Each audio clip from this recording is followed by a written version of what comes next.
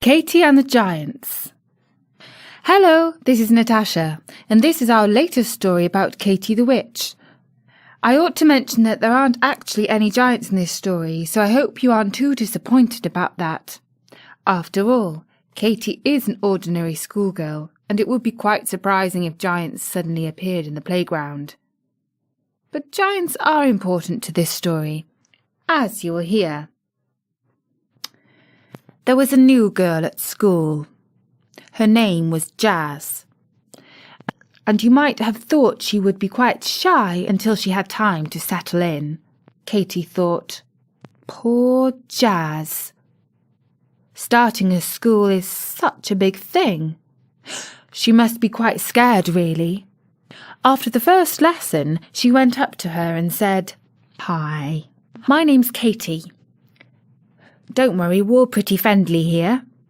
Well, most of us are."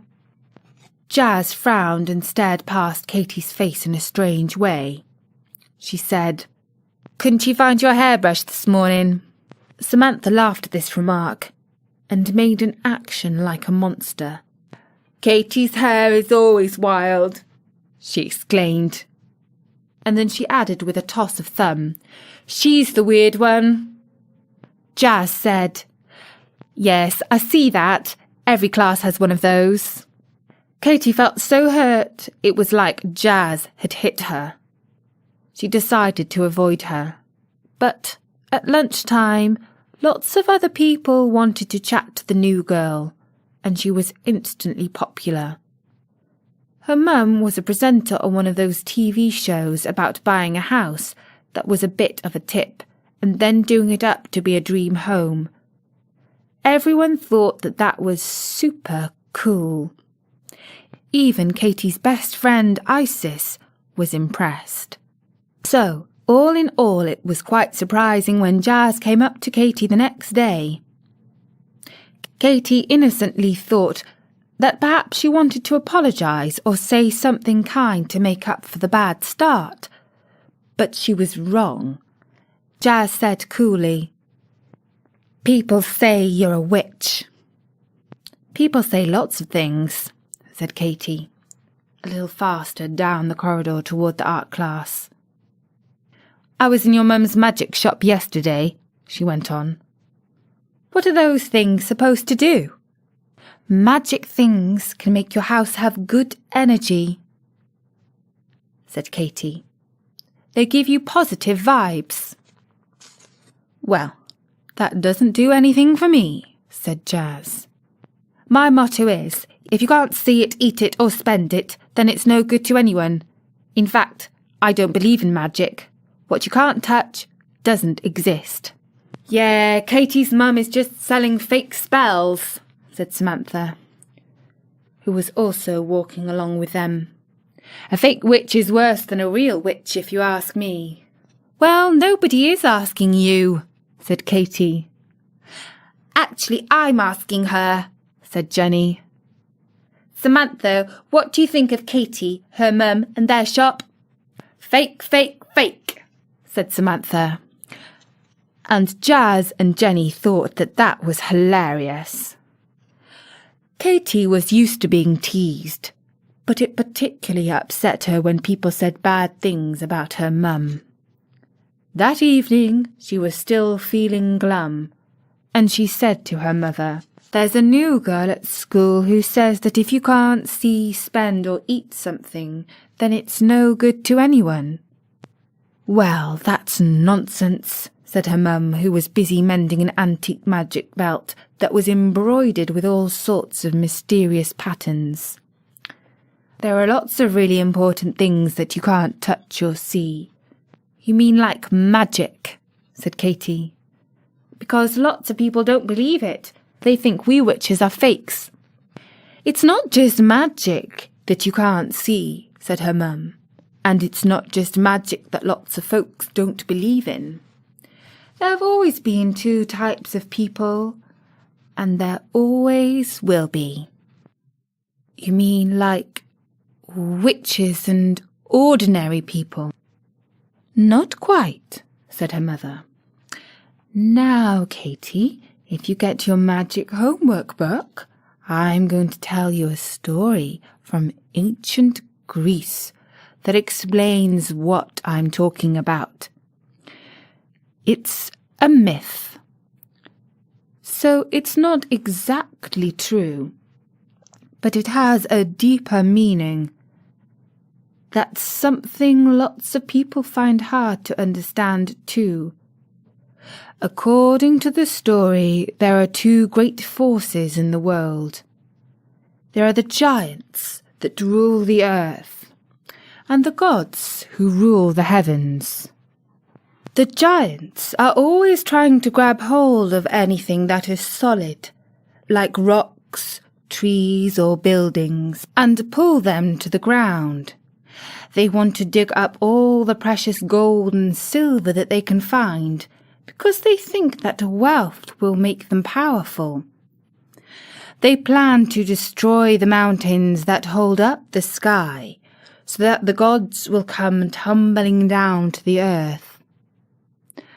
But the gods are not afraid, because they don't care about solid things. They value what you can't touch or see.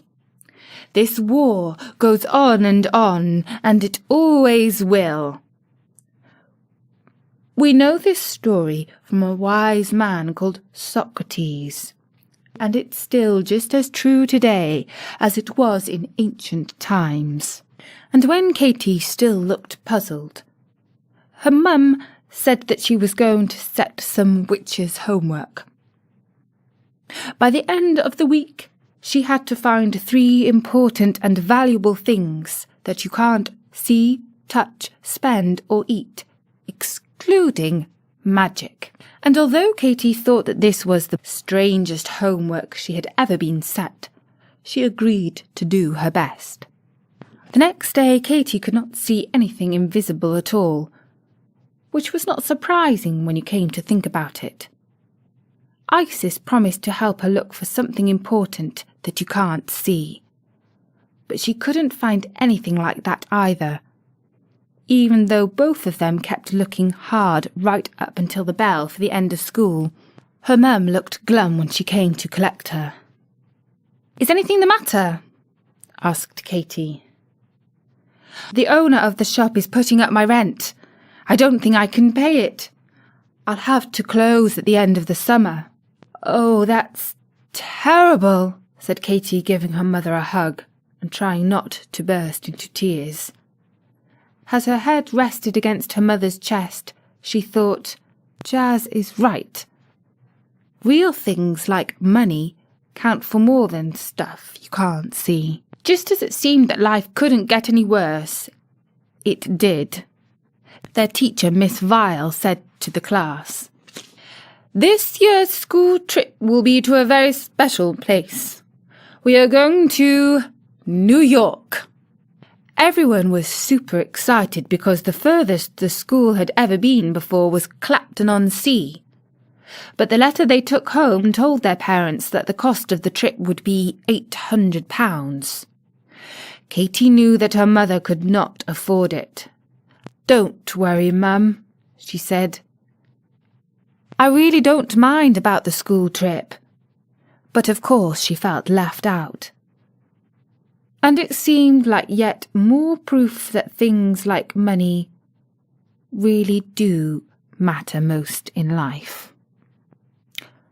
"I'm really worried," said Katie to Isis the next day, "because bad things always happen in threes. What awful thing can happen to me today?" "Don't believe that nonsense," said Isis. "It's only superstition." And Isis was right, because nothing bad did happen that day. "Mum, I'm so grateful nothing bad happened today," said Katie when she got home. "Well done, darling," said her mum. "That's one important thing you have found that you can't see, touch, or eat." "Have I? What?" said Katie, puzzled. "Gratitude," said her mum. "We must always be grateful for anything good that happens or anything bad that doesn't happen. In fact, we must be grateful for all the happiness and good fortunes that we have. Gratitude makes us much more content with life." "Oh, I see. Now I'm beginning to understand." It was Friday. Katie was secretly pleased that she had managed to get to the end of such a bad week. Isis's mum picked her up from school to come over for a sleepover. It was going to be such fun. "I spoke with your mum today," she said, "and she's agreed that you can come pony trekking again with us at the half-term." Katie was amazed. "But isn't Isis going on the school trip at half-term?" she asked. "She doesn't want to go to New York without her best friend," said Isis's mum. And Katie realised that she had found another really, really important thing that you can't see or touch. Friendship. Katie and Isis chatted long after lights out about all sorts of things, but mostly about the important things that you can't see, eat or spend. "I still don't know who is right, though," said Katie. "The giants who believe in solid things like money and riches, or the gods who believe in things like gratitude and friendship. If you could see how worried my mother is about having to close the shop, you couldn't fail to see that money is really important." "Perhaps they are both right," said Isis. "But I believe the gods are more right than the giants. Those sorts of invisible things like friendships and gratitude are much more important than the solid stuff." "I'm not sure that you are right," said Katie. "But I do hope that you are." Katie's mum came to pick her up from Isis's house after tea on Saturday. The girls had been out to the pony farm to ride Isis's horse and had enjoyed a lovely day. Katie noticed that her mum's face looked far more relaxed than last time she had seen her. In the car, she said, "Tell me, Mum, have you got some good news?" "I have," replied her mum. And she explained that a woman from a TV show called Des Res, which was short for Desirable Residents, had been into the shop several times and wanted to feature it in her next series. She loved some of the wooden statues and beautifully embroidered cushions, and she thought that they would feature in a makeover of an old run-down country house which could be turned into some sort of Aladdin's palace. "Wow," said Katie. "Her daughter is in my class at school. Her name is Jazz. And she said all sorts of horrible snooty things about your shop." "Well, her mother loves it," said Katie's mum, thrilled. "And the landlord says he won't put up the rent for another year if we are on TV, because publicity will be good for the whole street. And, of course, it wouldn't look nice for him if the TV show heard that he was being mean to us and that we had to close down." Katie was thrilled. She thought, "This is perfect revenge on Jazz. She'll have to eat her own words." And she realised that revenge was something you can't see. But she also knew that her mum would not approve of it, so she did not say what she was thinking. On Monday, she went to school with a spring in her step. As luck would have it, she and Jazz both arrived in the classroom a few minutes early. They were both alone together. Jazz said, "Katie, there's something I want to say to you." "What's that?" said Katie, getting ready for some nasty barbed comment. "Sorry," said Jazz. Katie was amazed. She was more stunned than the time Jazz had been really mean to her. And she realised that she had discovered 2 more really important but invisible things: apologizing and forgiveness. And that was the story of Katie and the Giants. I do hope that you enjoyed it. Which side are you on? The giants or the gods? Or perhaps sometimes you're on one side and other times on the other. It's something to think about. And for those who like to know about this sort of thing, the original story of the giants and the gods can be found in a book called The Sophist by Plato. Our Katie stories are one of the most popular series on storynori.com. There are many more stories on the site too, so do drop by and listen to some soon. And you might like to know that you can now listen to our story, Katie and the Witch's Swap, for free on the site. But if you can buy our iPhone and iPad app with 17 original illustrations of the story, that would be fantastic. And thanks too for everyone who bought the Witch's Swap story when it was for sale. And to everyone who has made donations to storynori.com. For now, from me, Natasha, bye-bye!